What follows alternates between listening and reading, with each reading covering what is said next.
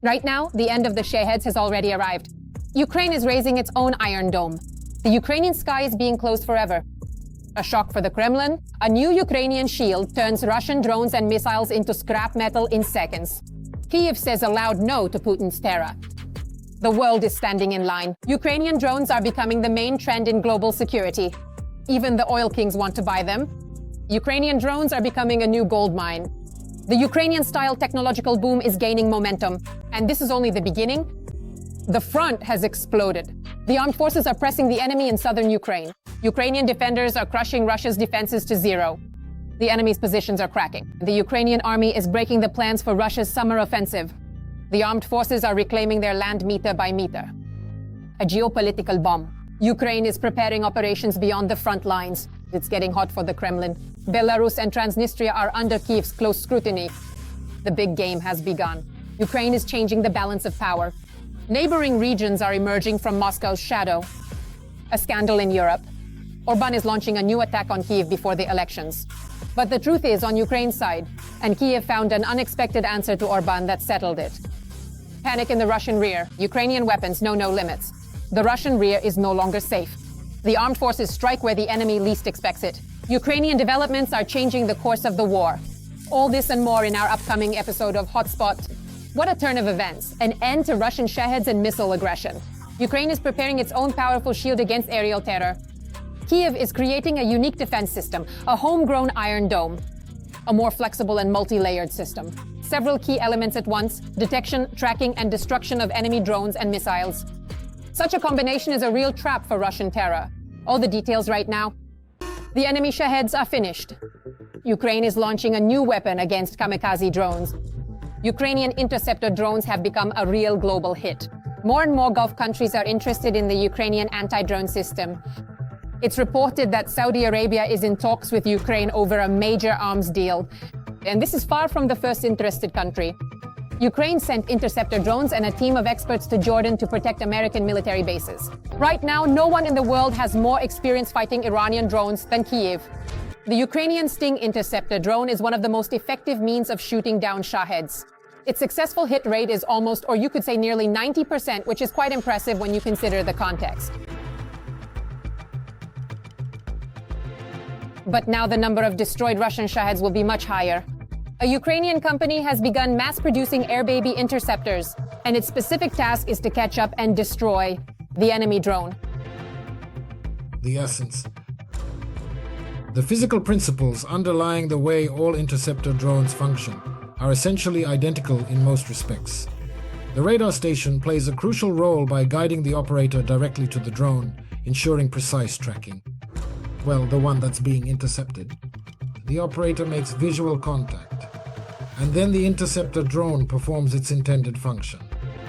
In modern warfare with cheap Russian Shaheds, drones are becoming the primary means of air defense because they have a major advantage.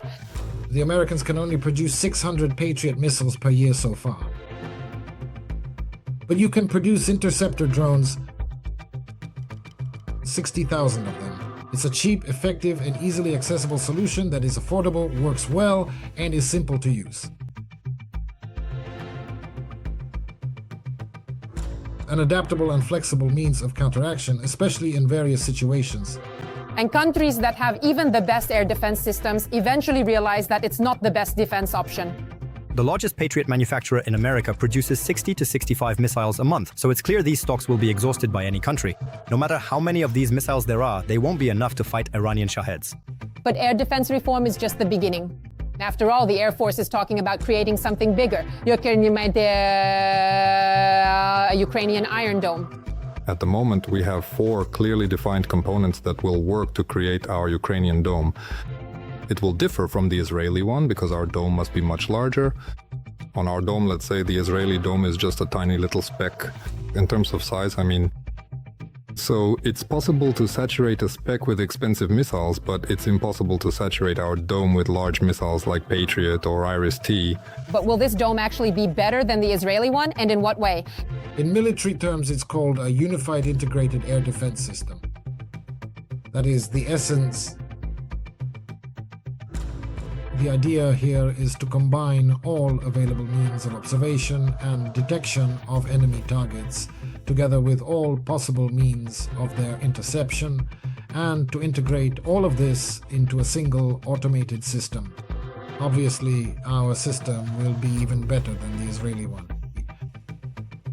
I'm sure of it. The Ukrainian defense industry is developing at a record pace.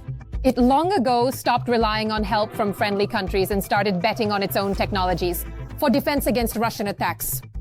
But how strong will the dome be, even with such technologies? When data is quickly transferred from detection means to destruction means, reaction time is reduced. Reaction time is reduced, which means the time for making a decision to destroy the target increases. And if you didn't destroy it, you get a second chance. Ukraine's production capacity has grown nearly 50-fold and already covers more than half of the armed forces' weaponry needs. And it's perfectly logical that other countries are interested in cooperating with Ukraine. Our experience in how to fight Shaheds is unique. No one else has this kind of experience. It's not just a matter of having interceptor drones. It's about integrating this into the overall air defense system with specific software. And most importantly, it's the experience that our military has. Kyiv is going even further. The president of Ukraine and the president of Romania have agreed on joint drone production, which will be located on Romanian territory.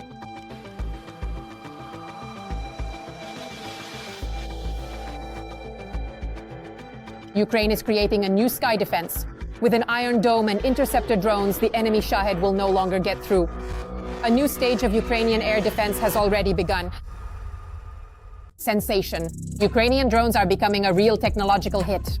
While the Russian army tries to defend itself against Ukrainian drone strikes, the world's largest corporations are already lining up for these technologies. One of Saudi Arabia's wealthiest oil companies is ready to pay cash for Ukrainian Iron Birds. Ukrainian developments are effectively creating a new niche in the global arms market. And the demand for such solutions is growing every day. Our journalists will provide the details. The world's largest oil producer and exporter, Saudi Aramco, wants to purchase interceptor drones from Ukraine.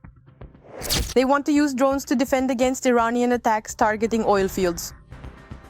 Countering air attacks in general, and specifically, for example, unmanned aerial vehicles like strike Shaheds and others, there are various devices from Iran as well. So there is such a problem. As we see, half a month of war has already passed in Iran, and the Iranians, their security forces, are using their air attack assets. Moreover, they are striking not only the troops and facilities of the United States and Israel, which have spoken out, but also those states located there, and to some extent Arab states involved in this war, and the circle of these states is expanding. According to the Wall Street Journal, sources familiar with the situation, oil giant Saudi Aramco is in talks with at least 2 Ukrainian companies regarding the purchase of interceptor drones. Since it's the 5th year of war in Ukraine, and the Ukrainian Defense Forces have gained significant experience in the system, they have formed an air and missile defense system, including the so-called small-scale air defense system is currently being formed and developed. This means that the resources and personnel, that is the military members who combat enemy aerial attack assets at altitudes, let's say from 10 meters to 3 kilometers. The company aims to outpace its own competitors among the governments of regional countries, including Qatar. In this regard, Aramco is in talks with the Ukrainian companies Skyfall and Wild Hornets, which produce interceptor drones that crash into other drones or explode near them. If we look specifically at Saudi Arabia, both the state and the company are involved in this. A truly powerful and mighty company, remarkably strong, meaning it has its own resources, and without waiting for these issues to be resolved directly by the state, they step forward. And our side is interested. Overall, the state allows them to engage in this. But it's beneficial for us because of the support in personnel and resources, personnel being military members, and resources being, for example, everyone is especially interested in fighter drones, which are produced here and have been commissioned and have shown their respective effectiveness. So they are also working with such private entities. This isn't the first time information about negotiations with Aramco has surfaced. Previously, the French publication Intelligence Online reported on this as well. As our president has already stated, there are 11 countries that are interested, and overall they include the United States of America, Britain, and other European states that need it. But it's especially relevant right now at this particular moment in time for Arab states located in the Middle East, especially those countries that are in one way or another somehow involved in the ongoing war that is taking place in Iran. Saudi Aramco CEO Amin Nasser also warned of catastrophic consequences for the global economy if the war between the US and Iran drags on. The front is on fire again. The AFU is tearing Russia's defenses to pieces. Southern Ukraine is a hotspot where Ukrainian troops are pushing out the enemy meter by meter. Russian positions are bursting at the seams. The command is panicking and moving in reserves. But even that isn't helping. The AFU is moving forward confidently. Sensation: Dnipropetrovsk region is free of occupiers. The AFU is crushing the Kremlin's dreams of a spring-summer offensive. Watch all the fiery details right now. Ukrainian unmanned systems forces are actively working in the Zaporizhzhia direction. Here, the occupying army is forced to retreat, so it's throwing in many extra forces to stabilize the situation. Spring air defense side. Unmanned systems forces have already destroyed 19 air defense elements between March 1st and 12th. The SSS birds have destroyed 2 more SAM systems, an S-300V launcher, and a TOR SAM system on the night of March 12, 2026, plus several military targets. A temporary deployment point, warehouses, a repair base, and a drone workshop simultaneously in 4 settlements in the temporarily occupied Zaporizhzhia region. According to Ukrainian President Volodymyr Zelensky, over the past month and a half, defense forces in southern Ukraine have liberated 435 square kilometers. Ukrainian forces have regained control of about 10% of what Kyiv lost to Moscow in 2025. The American Institute for the Study of War reports that the AFU's greatest successes are in the Dnipropetrovsk region, where the Russian presence is down to 3 settlements, and in Zaporizhzhia, where 9 towns have been retaken since January. These counterattacks could disrupt the plan for Russia's offensive campaign in the spring and summer of 2026. Russia's goal is to hold frontline positions, secure rear areas from Ukrainian strikes, and advance within artillery range of the city of Zaporizhzhia. Russian military analysts and bloggers themselves, even those connected to the Army's officer corps, are saying that the offensive there, the advance has stalled and Russian troops have been stopped. And in some areas, yes, in some sectors, Russian forces have even been forced to retreat. This is overall significant. Looking at the prospects, this is a major success for the armed forces of Ukraine. Right now, the Zaporizhzhia direction is probably the hottest spot on the military map. Successful actions by the Ukrainian army have thwarted the occupiers' plan to create a bridgehead for a further offensive on Zaporizhzhia. Zaporizhzhia is a powerful industrial city. Obviously, any impact on the city itself will have significant consequences for our nation's industry and for the resilience of the armed forces. Accordingly, the enemy is actively planning and preparing actions to deliberately block and interfere with industrial operations in the Zaporizhzhia region, aiming to cause serious disruption for our state. This means reaching a point where they can more easily strike with artillery. The enemy has an advantage in manpower. In some sectors, there are 4 occupiers for every 1 AFU soldier. Russian drone pilots are getting close. They are increasing their reconnaissance range, and the fact that they might lose 10 pilots a day won't be a problem for them. The main thing is achieving the tactical goal to approach Zaporizhzhia. I am very familiar with the Commander-in-Chief's plan and I know it in great detail. However, there is still one important question that remains. Can the country actually provide enough resources and support to fully implement this plan as intended? The plan itself is very well thought out and quite good overall. The plan has both an operational vision and a strategic vision. This plan will resolve 2 issues at once, one in the Zaporizhzhia direction, the other in the Dnipropetrovsk region. And as experience shows, the Commander-in-Chief knows how to plan complex operations. That is, will implement it despite the numerical superiority of the enemy. A demonstration that our army is more effective. At the moment, successful counter-offensive actions by the armed forces of Ukraine have pushed back the occupier, and there is no threat of an approach to the regional center. But the spring-summer campaign has only just begun, and it will be very difficult. Every voice matters. Join our community, support independent journalism and help us bring you the truth from Ukraine. Become a member of Ukraine Today. Join us now. A geopolitical bombshell? Ukraine may start operations even beyond the front lines, or has already started. Kyiv is issuing a loud warning. The struggle for the country's security is not limited to the line of combat operations, and now Belarus and Transnistria are under close scrutiny. The balance of power is changing before our eyes. The great geopolitical game is reaching a new level. Countries are breaking the centuries-old shackles of the Kremlin. What other scenarios could be playing out? All the details are in our report. Ukraine is trying to help its neighbors who are under Russian influence. Rumors are increasingly appearing that Ukrainian troops could assist Moldova in the deoccupation of Transnistria.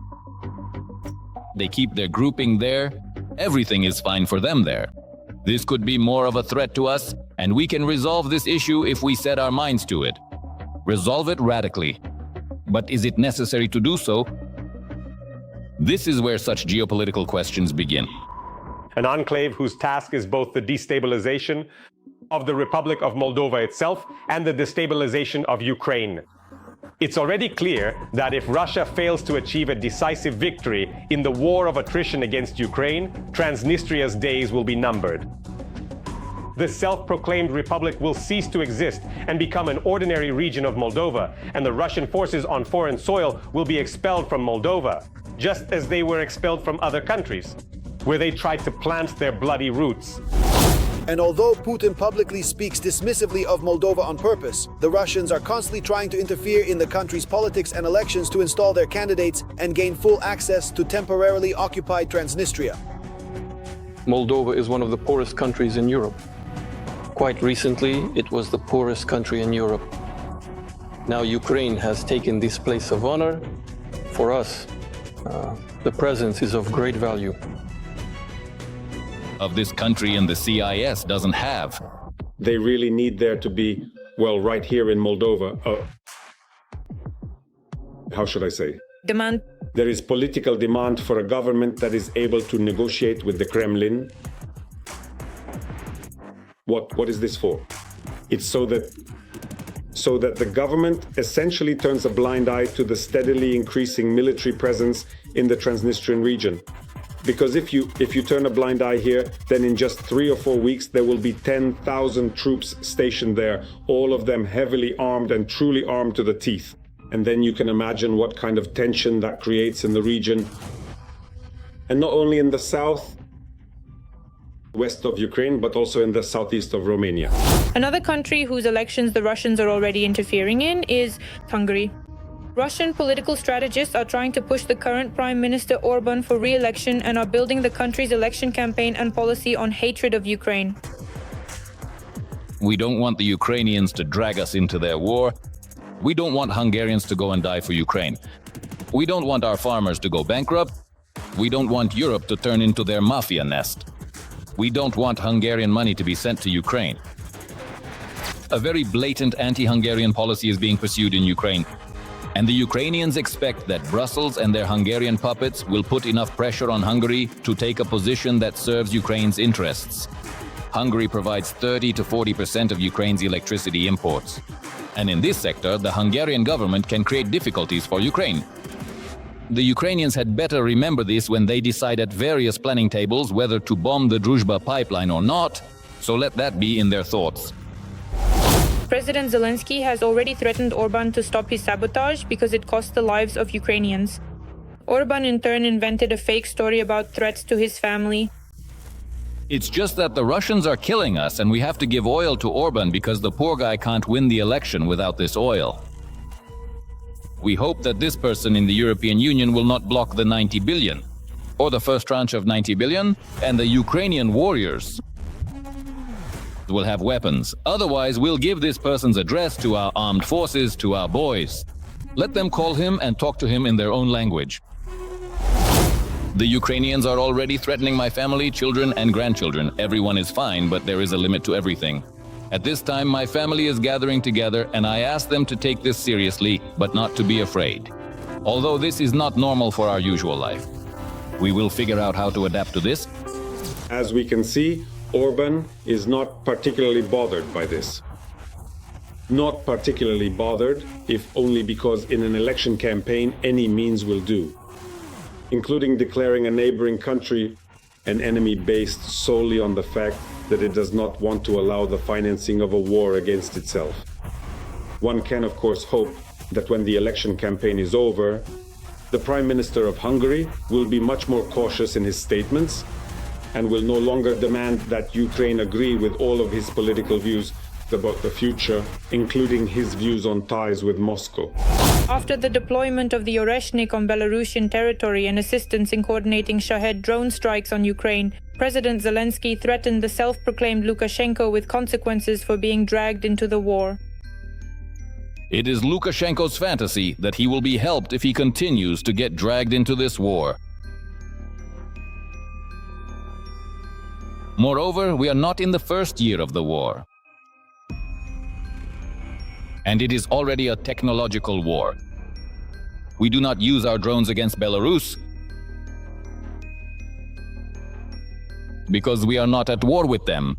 I emphasize this once again. We are not in the first year of the war, and we do not need to think about manpower and our military. We can control many things from the territory of Kyiv. Therefore, he needs to come to his senses, as they say, sober up and not get dragged into the war. And after the president of Ukraine imposed sanctions against Lukashenko and met with the Belarusian opposition, the dictator became almost hysterical. How can we sell the people some garbage through journalists or someone else, that everything would be fine here, you see, but these Ukrainian sanctions are in our way? Well, if anyone buys that, it is unlikely to be the Belarusians anymore. Belarusians are pragmatic people. Feed me first and then tell me something. Clothe me. But if we understand that the Belarusians themselves are not at all supporters of the political choice that Lukashenko made for them by usurping power, then indeed pressure on both Moscow and Minsk can lead sooner or later to a regime change. Or at least to the fact that Putin will not be able or will not want to provide Lukashenko with assistance in the event of new protest movements in Belarus. Well, in the end, Putin has already failed to help either Bashar al-Assad or Nicolas Maduro.